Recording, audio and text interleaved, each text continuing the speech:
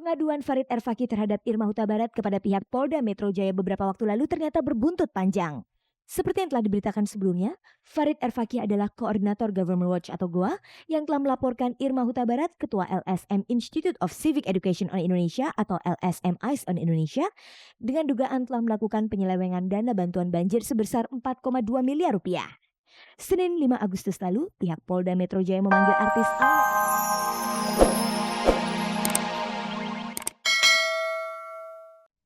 Selamat sore pemirsa, jumpa lagi dalam tayangan paling bergengsi, Cek dan Dicek. Inilah tayangan infotainment yang akan membuka cakrawala Anda tentang dunia selebriti. Sejumlah informasi terbaru telah disiapkan oleh tim Cek dan Dicek untuk kita simak bersama sore ini.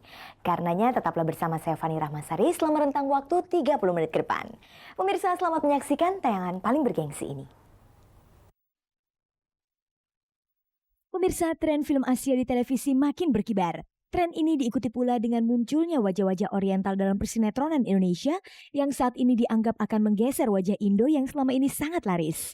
Pengaduan Koordinator Government Watch Farid Erfaki kepada pihak Polda Metro Jaya tentang Irma Huta Barat yang dituduhnya menyelewengkan dana bantuan banjir senilai 4,2 miliar ternyata menyeret dua presenter kondang Alia Rohali dan Helmi Yahya. Dua artis ini dipanggil pihak Polda Metro Jaya sebagai saksi kasus tuduhan penyelewengan dana banjir itu. Simak juga berita terbaru dari Yuni Syara dan Henry Siahaan yang baru saja kembali dari Perth, Australia untuk melangsungkan pernikahan secara resmi. Dalam liputan hangat dan menarik sore ini dapat Anda simak laporan Lucky Resa pada pihak polisi mengenai pencurian yang dilakukan pembantunya. Pemirsa, boomingnya film Asia di Indonesia ternyata mengubah tren idola bagi artis-artis Indonesia. Belakangan artis-artis berwajah oriental mendominasi perkembangan dunia persinetronan dalam negeri, menggeser wajah-wajah Indo yang selama ini merajai dunia film Indonesia. Apakah ini berarti artis-artis keturunan Cina itu akan menggeser artis-artis berdarah Indo dalam dunia sinema Indonesia?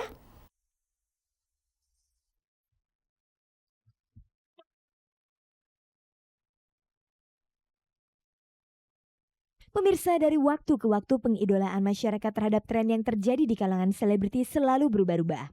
Dahulu bisa jadi wajah-wajah Indo selebriti seperti Tamara Blazinski, Tracy Trinita dan Feby Febiola sempat menjadi idola dan menjadi trendsetter di masyarakat. Dan seiring waktu berjalan ternyata wajah-wajah Indo itu sudah mulai tidak diidolakan lagi. Saat ini yang menjadi perhatian masyarakat adalah munculnya sejumlah selebriti yang berwajah oriental atau memiliki karakter Asia. Mereka yang memiliki paras oriental itu diantaranya Leonie, Agnes Monica, Olga, Ferry Salim, dan masih banyak lagi. Pemunculan mereka ini ternyata disebut-sebut telah menggeser para selebriti berwajah Indo. Jadi sekarang ada lagi, kembali lagi misalnya kayak lagi top banyak sekali artis-artis oriental gitu kan, atau film-film oriental yang disukai. Saya pikir itu hanya tren yang setiap kali bisa berganti-ganti. Kayaknya sekarang yang dilihat itu bukan jenis kulitnya lagi, bukan jenis suku bangsanya lagi, tapi lebih dilihat dari kualitasnya mungkin, kualitas mungkin bermain di sinetronnya atau kualitas actingnya, kualitas vokalnya, mungkin yang jadi penyanyi gitu. Jadi kayaknya menurut aku emang justru lebih bagus kayak gitu ya. Jadi semua orang itu bisa ikut mengembangkan bakatnya. Setiap orang kan kembali lagi ada rezeki masing-masing ya. Lagi pula tidak untuk menyembuhkan diri, tapi saya bisa masuk ke wajah Asia karena mata saya kan juga kecil ya.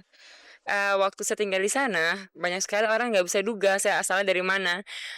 Setiap kali saya bilang coba tebak asal saya dari mana, dia kayak Rusia enggak ya, kalau Latin juga enggak, Asia juga iya kali ya. Tapi saya Indonesia. Enggak, Indonesia enggak kayak kamu. Indonesia kuliah coklat. Terus saya kayak, itu Indonesia.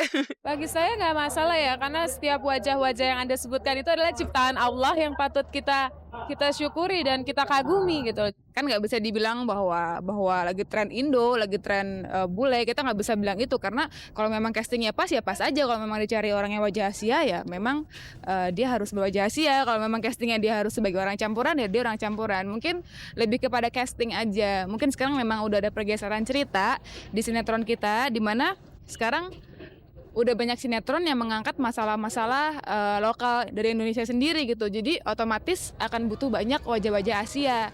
Sebenarnya dengan perbedaan antara wajah Indo dan wajah Asia itu, apakah mereka melihat hal tersebut sebagai bentuk persaingan? Jangan sirik-sirikan gitu ya. Maksudnya ya biasa kok, itu justru yang biasanya memotivasi diri kita untuk jadi lebih maju. Jadi ya persaingannya wajar-wajar aja lah. Yang namanya dunia entertain kan terus berubah ya, terus ada kecenderungan ke arah sana, kecenderungan ke arah sini. Kalau terus stuck di sebuah sesuatu yang itu aja kan juga bosan. Jadi mungkin kalau sekarang memang sinetron Taiwan misalkan, atau sinetron yang banyak wajah-wajah Indonesia lagi booming, ya mungkin nanti ada tren baru lagi yang kita nggak tahu lagi apa. Dengan memiliki dua paras itu, sebenarnya bagaimana perasaan mereka? Saya bersyukur pada Tuhan apa yang diberi kepada saya. Ada masa di mana di saat saya masih kecil saya nggak suka karena saya jadi bahan ejekan teman-teman satu sekolah. Ada yang bilang saya penjajah, ada yang bilang saya makan babi, Tracy Cina makan babi sekali. Terus saya mau nangis, terus saya pokoknya pulang sekolah tuh selalu kayak nangis, lapor ke kakek saya, kayak saya selalu diajak kalau nggak dibilang Cina, dibilang anak penjajah, dibilang tiang listrik, dibilang jerapah. Tapi Tuhan baik gitu. Pada akhirnya sekarang saya bisa merasakan apa yang diberi pada Tuhan tuh berguna buat saya. Seneng banget karena orang-orang Indonesia ini berarti udah open minded ya, udah pikirannya udah terbuka, terus udah lebih mau terima, maksudnya mau terima segala perbedaan. Mungkin kalau yang mungkin kalau misalnya ada yang lebih dari kita tapi oriental atau beda suku sama kita, ya banyak juga yang maksudnya ngehargain gitu loh. Saya sekarang selalu melihat bahwa hasil karya seseorang dan otak seseorang tidak melihat daripada dia dari mana gitu.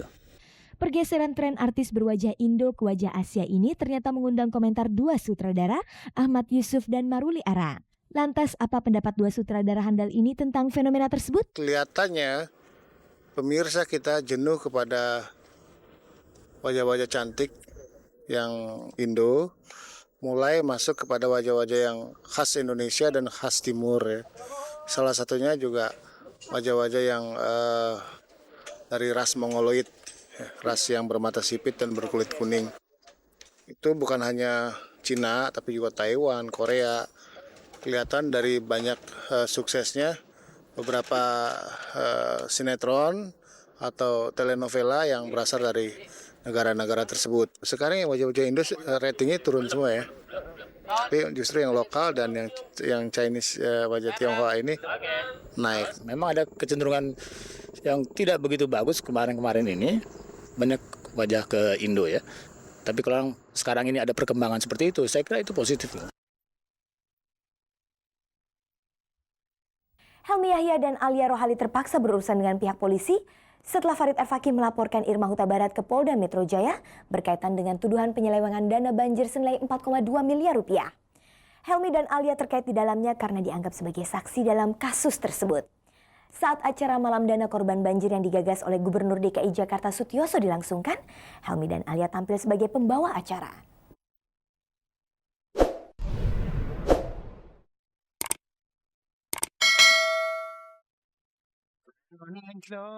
Pengaduan Farid Erfaki terhadap Irma Huta Barat kepada pihak Polda Metro Jaya beberapa waktu lalu ternyata berbuntut panjang.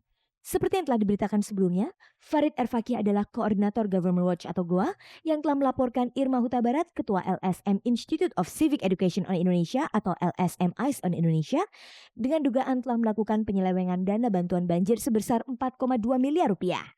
Senin 5 Agustus lalu, pihak Polda Metro Jaya memanggil artis Alia Rohali sebagai saksi guna dimintai keterangan seputar dana bantuan banjir tersebut.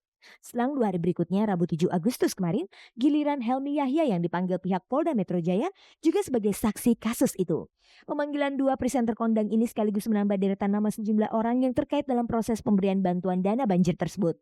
Helmi Yahya dan Alia Rohali dalam kasus ini seperti diketahui adalah pembawa acara dalam ajang Malam Dana Amal yang diselenggarakan oleh pihak pemerintah DKI Jakarta pada tanggal 1 Maret 2002 lalu. Aduh, itu udah lama banget, saya juga udah nggak inget, udah lupa gitu loh. Jadi ya udahlah, datang dengan modal ya ingatan seadanya aja gitu. Ya udah, aku datang jam 9 setelah Siapa Berani, ketemu Pak Saragih dulu ya,